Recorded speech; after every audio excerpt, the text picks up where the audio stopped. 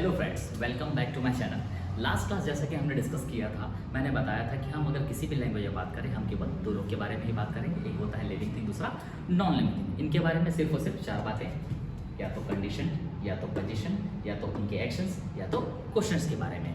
उसी के लिए मैंने अपने कॉन्सेप्ट में कहा, कंडीशन बताने के लिए मैंने उनको बोला बी, पोजीशन बताने के लिए मैंने उनको कहा हैव, एक्शन बताने के लिए मैंने उनको कहा डू, और क्वेश्चन मीन्स क्वेश्चन। ठीक है, इन्हीं चीज़ों को हम जान लेते हैं हिंदी में क्या बोलते हैं। बी का मतलब होता है होना, किसी लिविंग थिंग या नॉन लिविंग का किसी कंडीशन में होना, उनको हम बोलेंगे बी। द नेक्स्ट इज किसी लिविंग थिंग या नॉन थिंग के पास किसी चीज़ का होना, या फिर उसके अंदर किसी चीज़ का होना।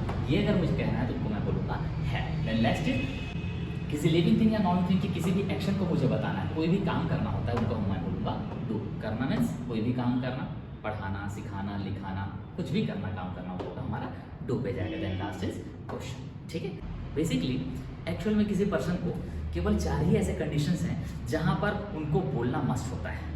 या तो वो कन्वर्सेशन करें किसी से, या वो प्रेजेंटेशन दे किसी टॉपिक पे, या फिर ग्रुप डिस्कशन हो तब, या फिर इंटरव्यू। मीन्स ये चार ही ऐसे कंडीशन हैं किसी पर्सन के लाइफ में, उनको इन कंडीशंस पे हमेशा बोलना ही पड़ेगा।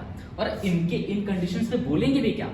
कन्वर्सेशन में या तो वो अपने बारे में बताएगा, या फिर अपने सामने वाले के बारे में बताएगा, या तो किसी टॉपिक के बारे में प्रेजेंटेशन देगा, या फिर वो ग्रुप डिस्कशन में डिस्कशन करेगा, उनके बारे में बात करेगा, उनके बारे में बात करेगा, उनके बारे में बात करेगा, या फिर पर्सनल इंटरव्यू जब हो बोलने की जरूरत पड़ेगी ही।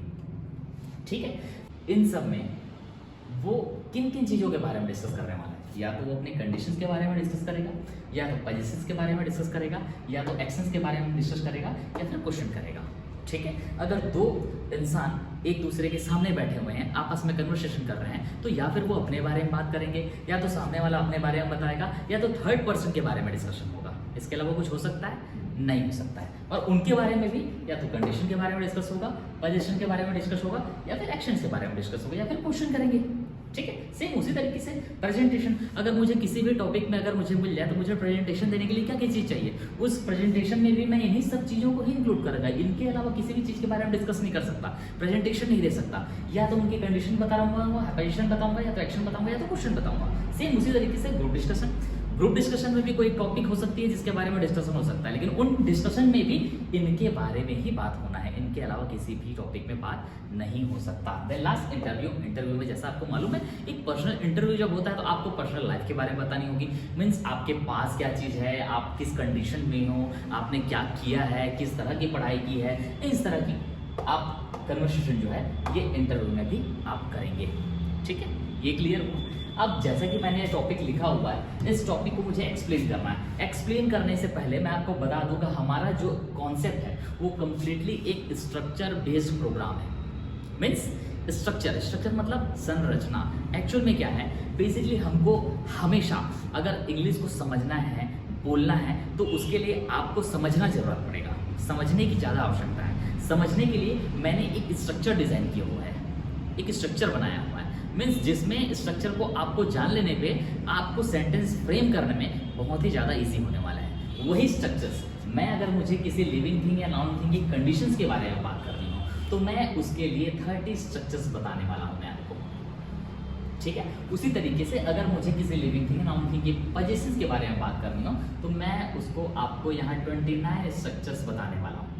सेम उसी तरीके से कोई एक्शन परफॉर्म करना है, उस एक्शन के बारे में मुझे बोलना है, तो वो उसके लिए मैं 40 स्ट्रक्चर्स डिज़ाइन किया हुआ हूँ। टोटल हम यहाँ पर 99 स्ट्रक्चर्स पढ़ने वाले हैं, जिस 99 स्ट्रक्चर्स में कम्प्लीटली वो सेंटेंसेस हैं जो आप डेली रूटीन में कन्वर्सेशन करते वक्त, प्रेजेंटेशन देखते वक्त, ग्रुप डिस्कशन करते वक्त, या फिर इंटरव्यू देते वक्त आप डिस्कस करने वाले हो।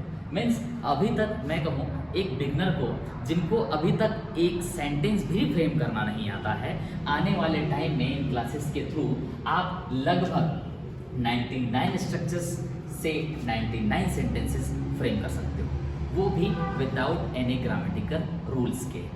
ठीक है, ग्रामेटिकल रूल्स मीन्स मैं कभी भी आपको किसी भी रूल्स में नहीं डालने वाला हूँ। सब्जेक्ट प्लस वर्ब का third form plus ING plus object, means इस तरह के किसी भी तरह की कॉन्वर्सेशन में किसी तरह के रूल्स में मैं आपको डालने नहीं वाला हूँ। आपके माइंड पे कभी भी किसी चीज़ को बोलने के लिए, किसी सेंटेंस को बोलने के लिए, या फिर किसी से बात करने के लिए आपके माइंड में ये स्टक नहीं करेगा कि यार मुझे सब्जेक्ट कौन सा लेना है, ये कौन सा बात कर रहे हैं, ऑब्जेक्ट क्या होगा, वर्ब का थर्ड फॉर्म कौन सा लगेगा, सेकंड फॉर्म कब लगेगा, फर्स्ट फॉर्म कब लगेगा। इस तरह का डाउट जो है वो आपके माइंड में बिल्कुल भी नहीं आने वाला है।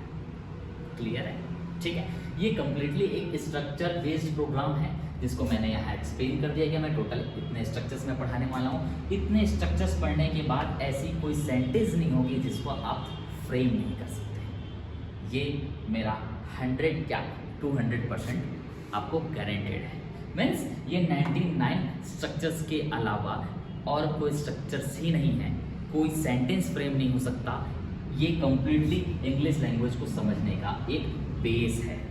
ठीक है, तो नेक्स्ट क्लास में मैं वो चीज़ें डिस्कस करूंगा जो आपको हेल्प करेंगी कंडीशंस को बताने के लिए, पोजीशंस को बताने के लिए, एक्शंस को बताने के लिए और क्वेश्चंस को बताने के लिए। ठीक है, ओके। ये अभी तक हमारा सेकंड वीडियो था जिसमें मुझे ये चीज़ें क्लियर करनी थी, कुछ एग्जांपल्स देने थे। वो एग्जांपल से चलिए मैं कुछ करा लेता हूँ जिसमें आपको और क्लियरिटी मिल जाएगी कि वो हम कंडीशन के बारे में बात कर रहे हैं, पोजीशन के बारे में बात कर रहे हैं, एक्शन के बारे में बात कर रहे हैं, या फिर क्वेश्चंस के बारे में बात कर रहे हैं। फॉर एग्जाम्पल दिल्ली इंडिया की कैपिटल है। मैं किसके बारे में बात कर रहा हूँ? कंडीशन, वो एक कैपिटल की कंडीशन में है। द नेक्स्ट, अगर मैं बोलूं कि दिल्ली में पॉल्यूशन है, पोजीशन के बारे में बात कर रहा हूँ। मुझे बोलना है कि मैं दिल्ली यूनिवर्सिटी पढ़ने के लिए जाने वाला हूँ। क्या बता रहा हूँ? कोई काम करने वाला हूँ।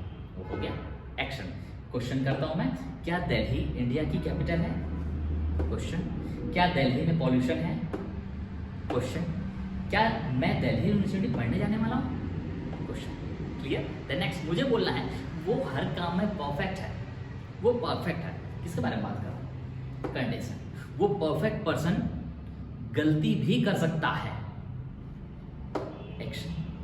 उस परफेक्ट पर्सन के पास एक बहुत ही अच्छा सेलफोन है। नेक्स्ट, मैं आपको पढ़ा रहा हूं। एक्शन। क्या मैं आपको पढ़ा रहा हूं? क्वेश्चन। रितेश देशमुख एक एक्टर है। कंडीशन। रितेश देशमुख के पास लग्जरी कार्स है। पोजीशन। रितेश देशमुख एक्टिंग के साथ साथ बिजनेस भी करता है। एक्शन। क्लियर है? हम क्या कर रहे हैं? इन चारों को मैंने बहुत सारे एग्जांपल्स देके आपको डिफाइन किया जिससे आपको क्लियरिटी मिल सके कि हम कंडीशन के बारे में बात कर रहे हैं, कि पोजीशन के बारे में बात कर रहे हैं, कि एक्शन के बारे में बात कर रहे हैं, कि क्वेश्चंस के बारे में बात कर रहे हैं। ठीक है, क्लियर? ठीक है, चलिए नेक्स्ट क्लास के लिए ऑलरेडी ऑल द बेस्ट।